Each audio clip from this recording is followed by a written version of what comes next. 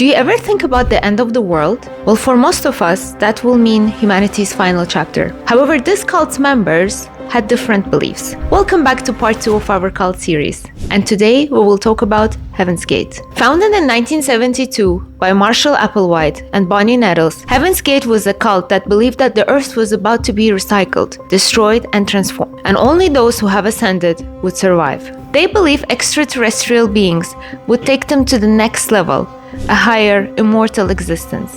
Applewhite and Nettles saw themselves as messengers, guiding the followers to escape Earth's fate. They called themselves the Two or the UFO Two. Their first follower, Sharon Morgan, joined in 1974, leaving her children to join the mission. More followed, and from that point on, Applewhite and Nettles referred to themselves as Doe and T. By 1976, the group grew reclusive, cutting off all outside contact and imposing strict rules. No sex, no drugs, no material distraction. Ascension was their sole focus. When Bonnie Nettles passed away from cancer in 1985, the group's beliefs changed.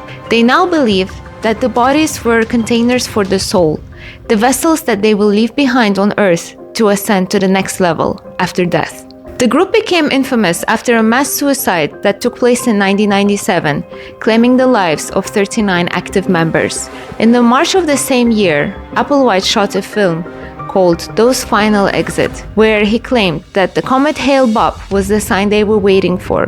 He told his followers that a UFO was trailing the comet, ready to take them to the next level. This was their moment to leave the Earth. The mass suicide took place between March 22 and 26, 1997. Members all dressed up in identical black uniforms, ingested a lethal dose of phenobarbital, applesauce, and vodka.